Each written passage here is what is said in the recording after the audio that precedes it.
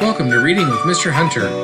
Today we're going to read one of my absolute favorite books of all time, You Are Special, by Max Lucado and illustrations by Sergio Martinez. Please enjoy. Hi everybody and welcome to Reading with Mr. Hunter. Tonight we're going to read You Are Special by Max Lucado, illustrated by Sergio Martinez. Before we get started, I just wanted to shout out to Gene Kissinger. He is a pastor and one of the best men that I know, and he does a study of Max Lucado's book on Tuesday nights in Twin Falls, and if you look him up, just search his name on Facebook, you'll find him, and I think it's a really good series and a lot of good things that you can incorporate in your life. So please check that out, and I hope you enjoy that. All right, let's get into the book.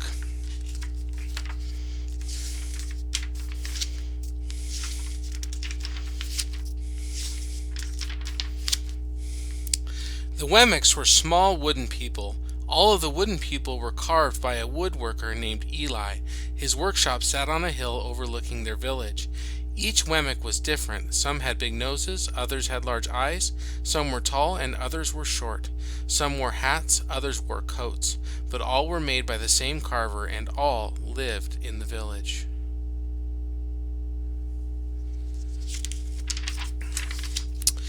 And all day, every day, the Wemmicks did the same thing. They gave each other stickers. Each Wemmick had a box of golden star stickers and a box of gray dot stickers, up and down the streets all over the city.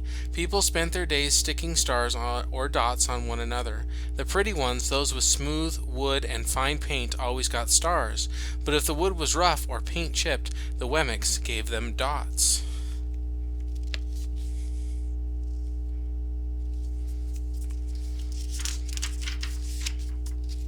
The talented ones got stars too. Some could lift big sticks high above their heads or jump over tall boxes. Still others knew big words or could sing pretty songs. Everyone gave them stars. Some Wemmicks had stars all over them.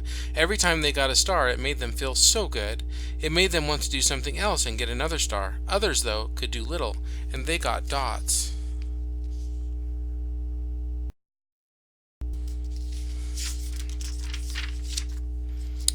Punicello was one of these. He tried to jump high like the others, but he always fell. And when he fell, the others would gather around and give him dots. Sometimes when he fell, his wood got scratched, so the people would give him more dots. Then he would try to explain why he fell. He would say something silly, and the Wemmicks would give him more dots. After a while, he had so many dots that he didn't want to go outside. He was afraid he would do something dumb, such as forget his hat or step in the water. And then people would give him another dot. In fact, he had so many gray dots that some people would come up and give him one for no reason at all. It doesn't seem very nice, does it? He deserves lots of dots, the wooden people would agree with one another. He's not a good wooden person. After a while, Punicello believed them. I'm not a good Wemmick, he would say.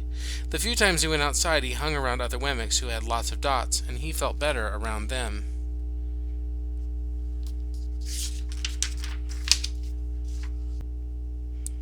One day he met a Wemmick who was unlike any he had ever met.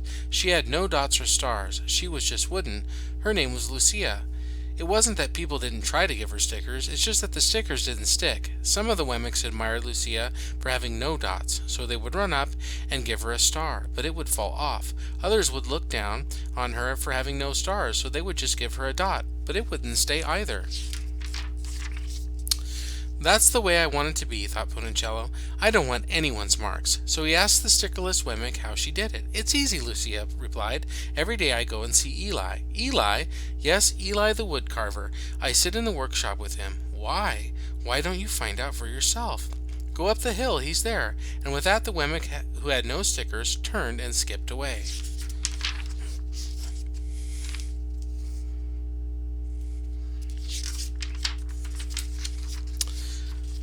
But will he want to see me? Punicello cried out.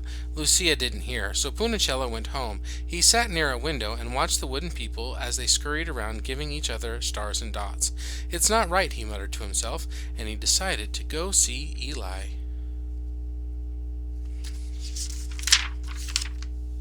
He walked up the narrow path to the top of the hill and stepped into the big shop. His wooden eyes widened at the size of everything. The stool was as tall as he was. He had to stretch on his tippy toes to see the top of the workbench. A hammer was as long as his arm. Punicello swallowed hard. "I'm not staying here," and he turned to leave. Then he heard his name. "Punicello," the voice was deep and strong. Punicello stopped. "Punicello, how good to see you. Come and let me have a look at you." Punicello turned around slowly and looked at the large, bearded craftsman. "You know my name?" the little mimic said. "Of course I do. I made you."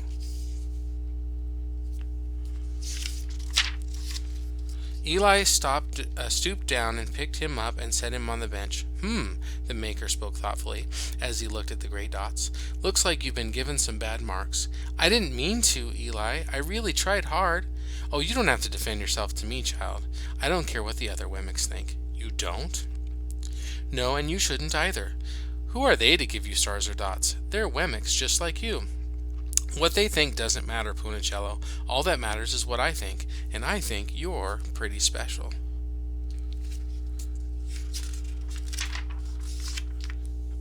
Punicello laughed. "Me? Special? Why?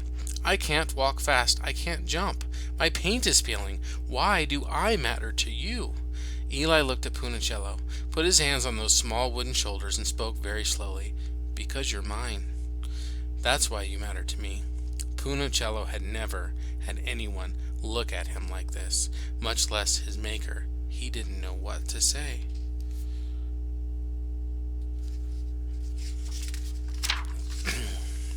"Every day I've been hoping you'd come," Eli explained. "I came because I met someone who had no marks," said Punicello. "I know. She told me about you." "Why don't the stickers stay on her?" The maker spoke softly. "Because she has decided that what I think is more important than what they think. The stickers only stick if you let them." "What?" "The stickers only stick if they matter to you. The more you trust my love, the less you care about their stickers." "I'm not sure that I understand." Eli smiled. "You will, but it will take time. You've got a lot of marks. For now, just come to see me every day and let me remind you how much I care." Eli lifted Punicello off the bench and set him on the ground. "Remember," Eli said as the Wemmick called out the door, "you are special because I made you, and I don't make mistakes." Punicello didn't stop, but in his heart he thought, "I think he really means it." And when he did, a dot fell to the ground.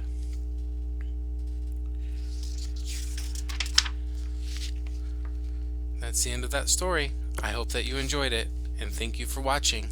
Next week I'm going to read Red by Michael Hall, also one of my favorites. I have a lot of favorites. A crayon story. It was a gift from my daughter.